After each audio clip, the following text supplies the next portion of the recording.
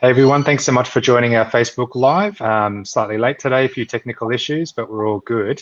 My name is Wei. I'm one of the co-founders and the CEO of Umbo, and I'm joined today by my co-founder and Chief Clinical Officer, Ed Johnson, who is a recent TV star. Ed, tell us all about your TV appearance.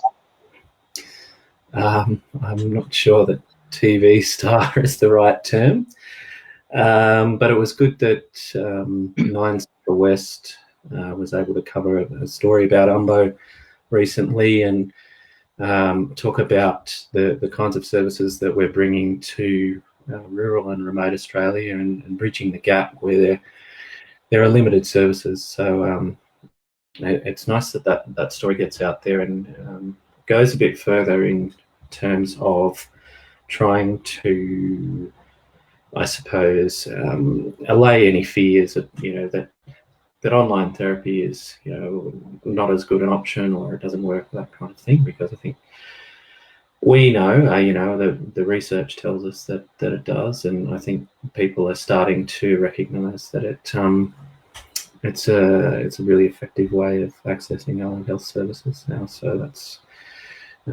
was good to see getting out in public.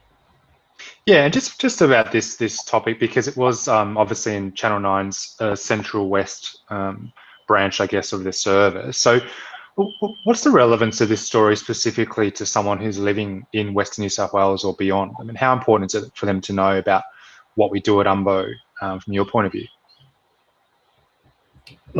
Critical, I think, because having practiced in rural and remote areas for 10 years now, I've seen this incredible lack of knowledge of what is available to other people, or what might even be available to people in their own community, simply because people get used to having substandard services or no services at all, and so they stop kind of trying to improve their lives, and that's really not something that should be postcode dependent. So for a community, a family, an individual, a town to know about the fact that they can access allied health and disability supports online is crucial, and what it can do as well, and what we do at Umbo is try to bring more skills into that community through a coaching model that really focuses on upskilling people in that community.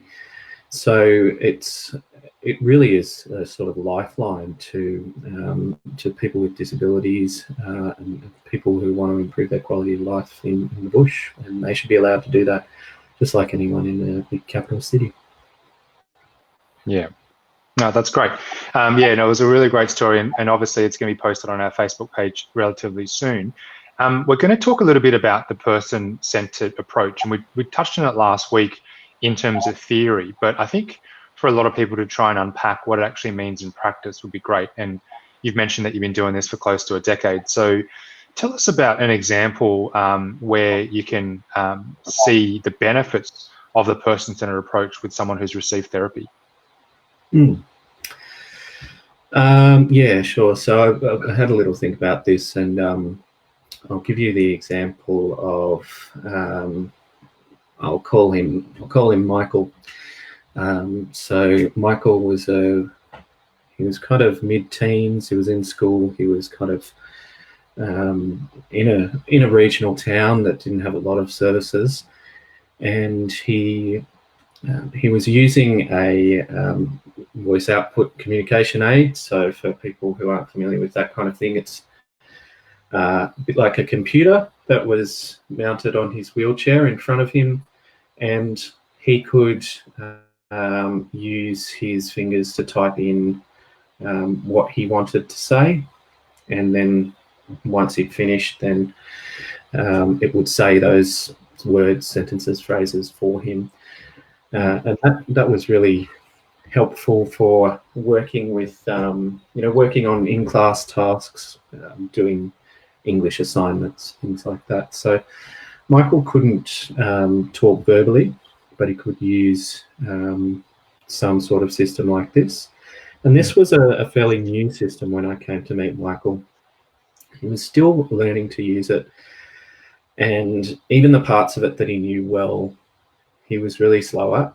So often, if he wanted to use it for anything else other than things like writing an English essay, the conversation would have passed by the time that he would have contributed to that interaction. And I suppose where the person-centered aspect of this case came into play was, it's interesting because we talk about family-centered practice and person-centered practice. Often we use the terms interchangeably, but they really are different concepts, clinically and in the literature. So usually family-centered practice, as the name suggests, focuses around the family, and in our Western culture, children are, the decisions are made for them by their parents.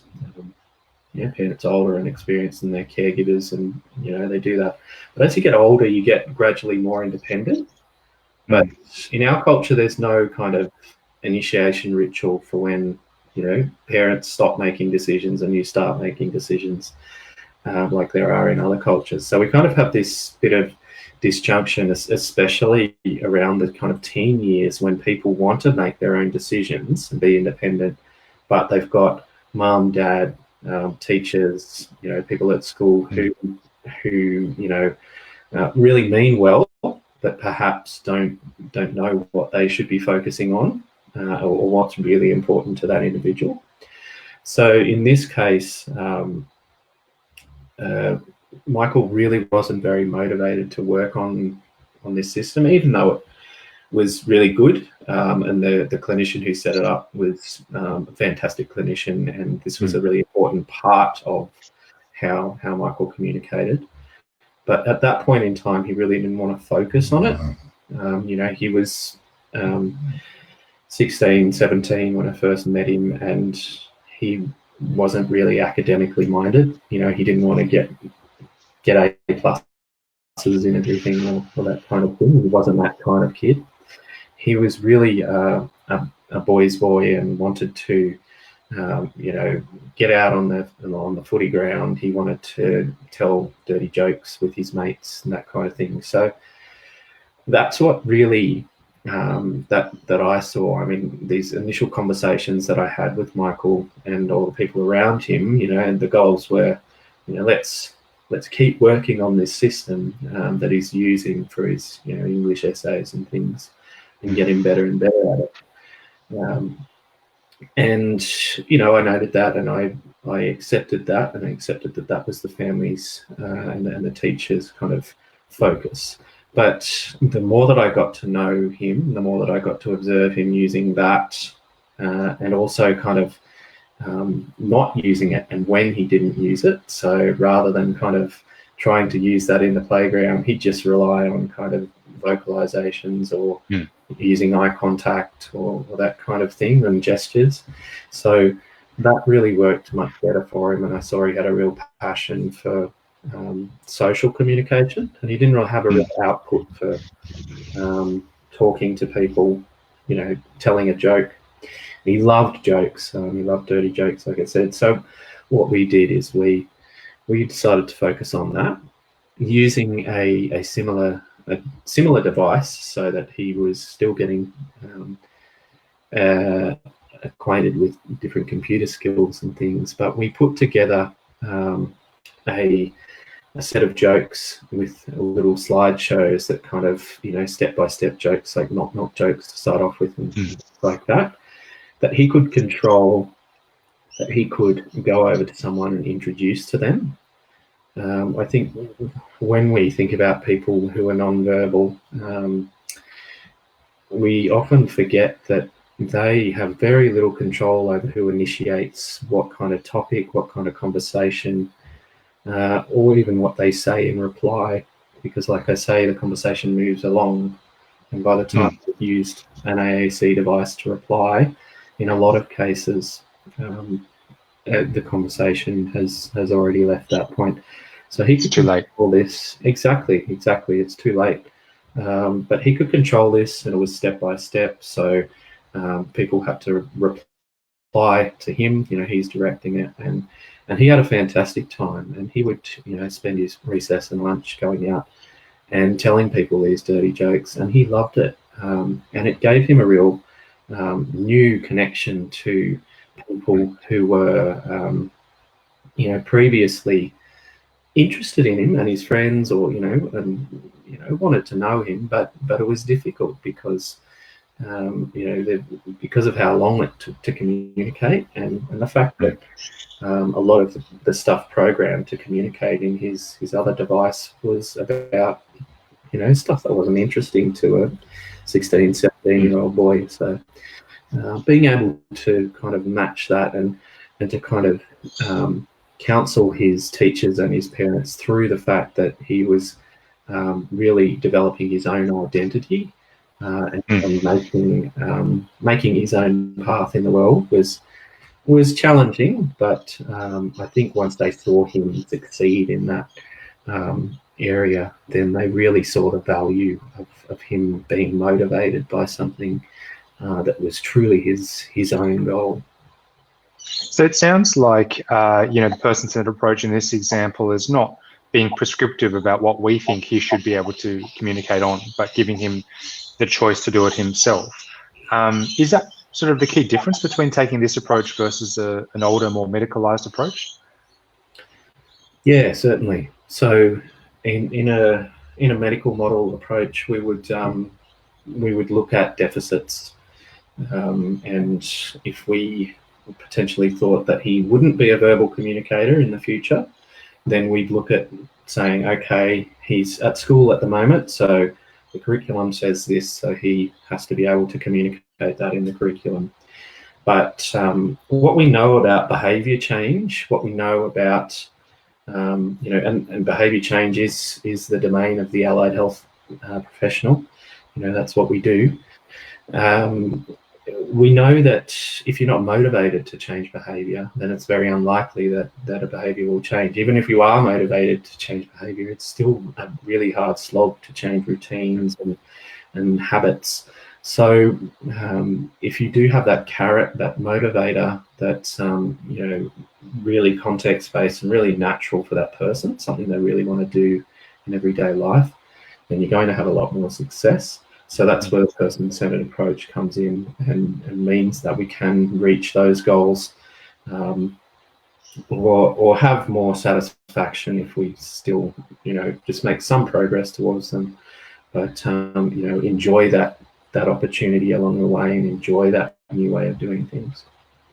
So obviously person-centered approach is more relevant to someone like this, and what kind of challenges would it take to implement this approach compared to the medical approach? Because clearly it's not all roses, right? So there's some considerations and challenges to have to keep in mind. Yeah, and there's a place for both. In this situation, I suppose the challenge was speaking with the people around Michael to understand what they knew about allied health and what they'd experienced of allied health in the past. So we need to understand where someone's come from to be able to understand, where they're going with their ideas and what their motivators are as well, just as much as that focus person. So that in many cases, when I do first see a client, people expect me to be the expert and to, they might plonk them down and say, hey, all right, great, go for it, and I'll see you in an hour or whatever.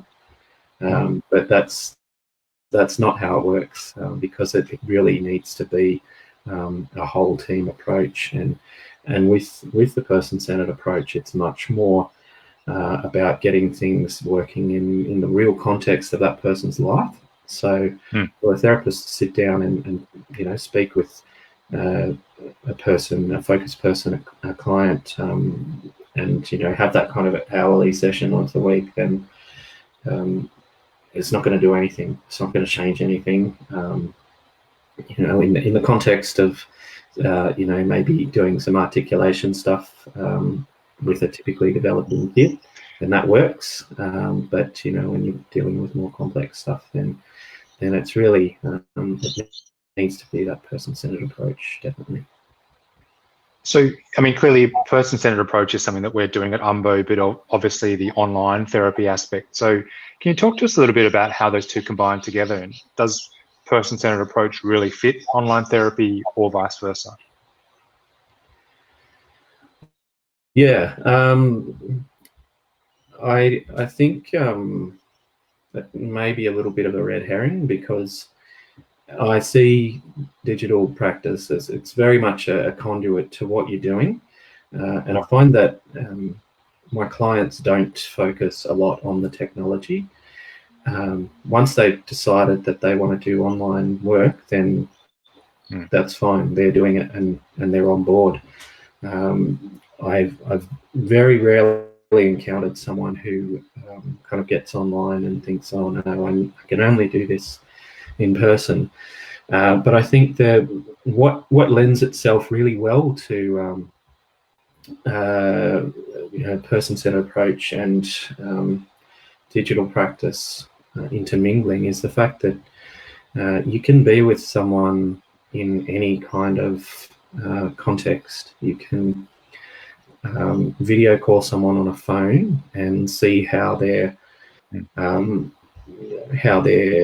don't know, their sister, their brother is communicating when they're walking down the street and practicing their new keyword sign at the cafe, or you can get people to send you a video of how things went with the new routine at arriving at preschool, or any number of things. It really is really versatile, and saves time for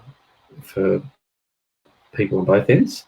And families, I think, really want to, the more that they find out about digital practice, the more savvy they're getting about them being the experts in their own life and embracing that.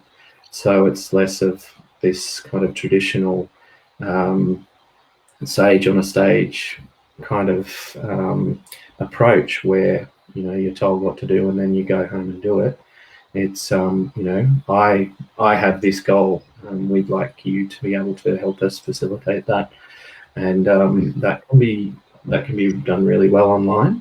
And I think when you're taking a kind of coaching approach, you don't need to be the person who's interacting directly with the client.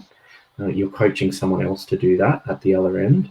So that opens up a lot of possibilities online as well, as opposed to a medical model, which might be a little bit more difficult to deliver if you've got a ratty little 4-year-old who's been at school all day or preschool all day and can't pay attention to the screen, or isn't interested and runs off and that kind of thing.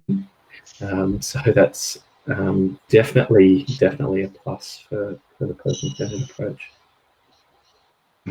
Yeah, it seems to me that you raised a really good point, which is that families embrace this sort of model because it makes sense to them. And so I often wonder about clinicians and the fact that this kind of stuff should not come as a surprise to us. I think that people want to be in control of their own lives and want to be seen as experts in their own lives. So that's a really good point to end on. Thank you, Ed. We've run out of time, but I really appreciate your insight and wisdom, and really good points about how the person-centered approach can actually change someone's life. As I mentioned at the start of the video, we will be posting soon, if we haven't already, a link to your wonderful interview on 9 News Central West. Thanks so much for joining us. Thanks for chatting, Wayne. Talk to you soon.